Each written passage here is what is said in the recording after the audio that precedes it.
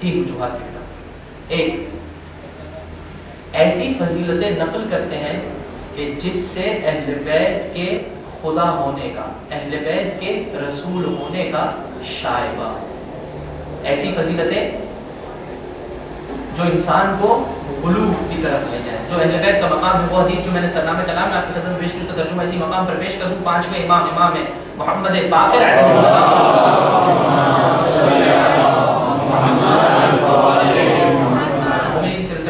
تھوڑا آگے تشریف لائے تاکہ میرے بائیں جانب کی جو کمرہ موجود ہے یہاں پر بھی جگہ ہے۔ درخواست کروں گا اپنے جوان دوستوں سے کہ اگر اس جانب آ سکتے ہیں تو اس جانب آ جائے تاکہ بعد میں آنے والے مومنین کو پریشانی کا سامنا نہ کرنا پڑے۔ ایک درود بھیج دیجیے محمد و آل محمد، صلی علی محمد و آل محمد، اللہم صلی علی محمد و آل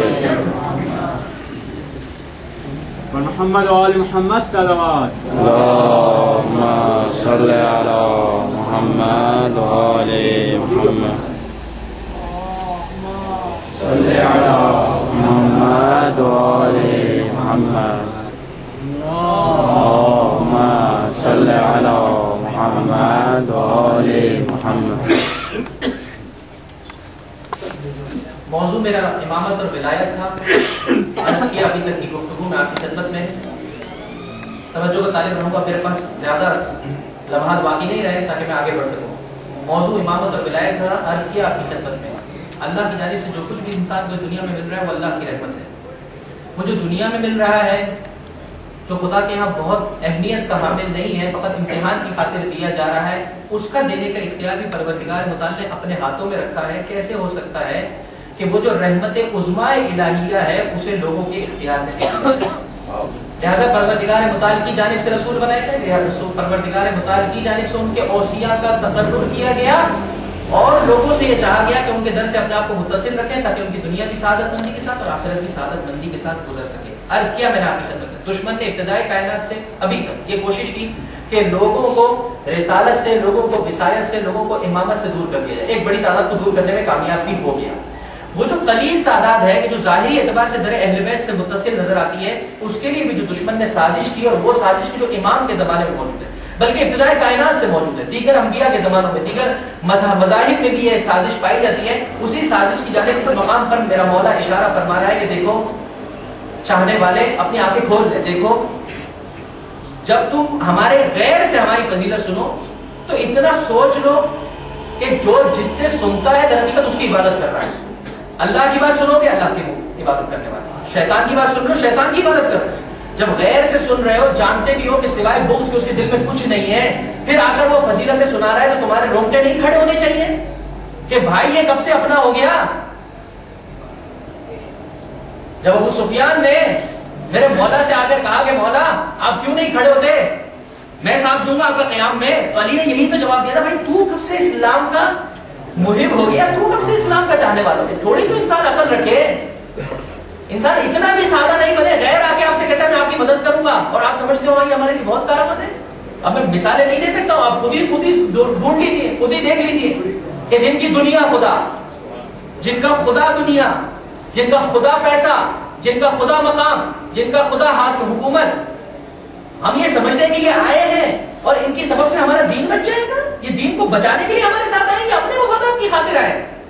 لہذا امام کہہ رہے ہیں تھوڑی دیر کے لیے سوچو تو صحیح کہ یہ آ کر کیوں کر فضیلتیں نقل کر رہا ہے، تین میں سے ایک وجوہات کی بنا پر، تاکہ اہل بیت کے چاہنے والے کو باوجود اس کے کہ وہ ظاہری اعتبار سے در اہل بیت سے متصل ہے لیکن واقعاً اہل بیت سے دور ہو جائے۔ ایک ایسی حدیث جعل کی کہ جس سے مقام امامت پر فائز ہستی کو اس سے بلند کر دیا جائے۔ عرض کیا آپ کی خدمت میں جس حدیث کو میں نے سرنامہ کلام پیش کیا، معصوم ابو حمزہ سے فرماتے ہیں اے ابو حمزہ لا تضعوا علیا دون ما وضع اللہ، علی کو اس مقام سے نہ گراؤ کہ جس مقام پہ پروردگار متعال نے اسے رکھا ہے، اور علی کو نہ بڑھاؤ، لا ترفعوه فوق ما رفعه اللہ، جس مقام تک علی کو پروردگار متعال نے بلند کر دیا اس سے نہ بڑھاؤ، اس سے آگے مت لے جاؤ۔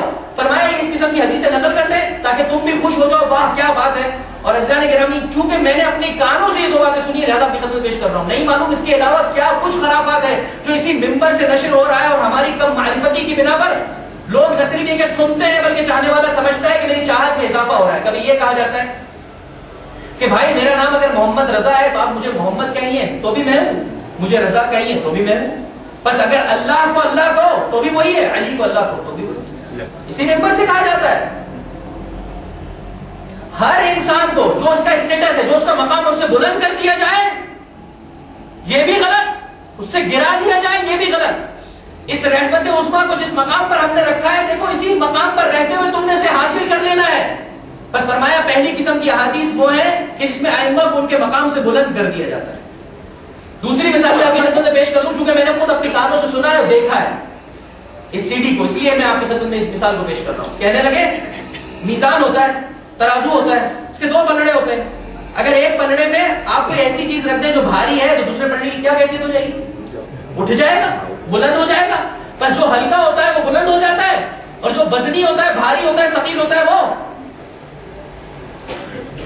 ظاہر میں کتنی اچھی بات ہے، لیکن مثال دیکھیں اس کے بعد اس مثال کی تطبیق دیکھیں کتنی غلط کی جا رہی ہے۔ شیعہ ذاکر اسی مملکت خدا نے پاکستان میں اور ہمارے درمیان میں بیٹھ کر اسی قسم کی باتیں کرتا ہے، ہم میں سے کوئی نہیں ہے جو اسے یہ کہے۔ یاد رکھیے گا، منزل مسائل میں آپ کی خدمت میں عرض کروں گا، وہ ممبر کہ جس سے حسین و آل حسین کا تذکرہ نہ ہو، وہ ممبر کہ جس سے اللہ کی تعلیمات کو بیان نہ کیا جائے، وہ ممبر نہیں ہے، لکڑی کے ٹکڑے ہیں، ممبر نہیں ہے، اس کا کوئی احترام نہیں ہے۔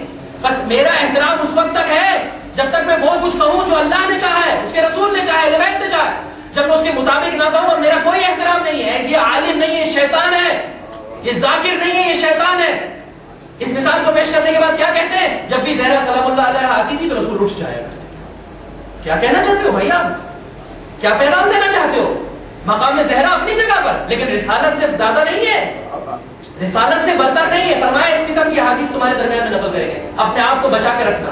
ایک دو دوسری جانب ایسی حدیثیں نقل کریں گے کہ بھائی یہ تو ہماری جیسے بشر ہیں، ہمارے جیسے ہی ہیں، ان کے پاس اور کچھ کیا ہے، جیسے ہم ہیں ویسے وہی ہے۔ ایک بڑی تعداد اس وقت ہمارے معاشرے میں ایسی بھی ہے کہ جو وہاں سے جب بھاگی ہے تو عدم معرفت کی بنا پر اس جانب آ چکی ہے کہ بھائی رسول ہم جیسا، ائمہ ہمارے جیسے نہ نہ، خداوند متعال کی جانب سے پیغام ہے، خود ائمہ نے واضح طور پر بیان کیا ہے۔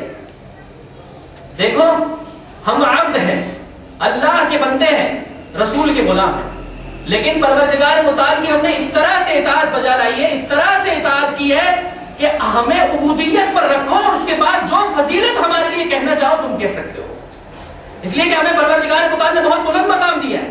بس دوسرے مقام پہ کوشش کرتے ہیں ائمہ کو ان کے مقام سے گرا دیا جائے، بھائی ان سے مانگتے کیوں، ان کے پاس ہے کیا، یہ تو ہمارے جیسے ہی ہے۔ اور تیسری قسم کی روایت ہے، ان دونوں کو انشاءاللہ بس تقریباً وقت میرا تمام ہو جاتا ہے، تھوڑا سا بیان کر کے میں آپ کی زحمتوں کو تمام کر دوں گا۔ تیسری قسم کی روایت ہے، غور طلب ہے یہ مطلب بھی، تیسری قسم کی روایت وہ ہے کہ جس میں یہ بیان کریں گے کہ ائمہ کے دشمن یہی ہیں، ان کے نام لے کر ان پہ سب کو شتم۔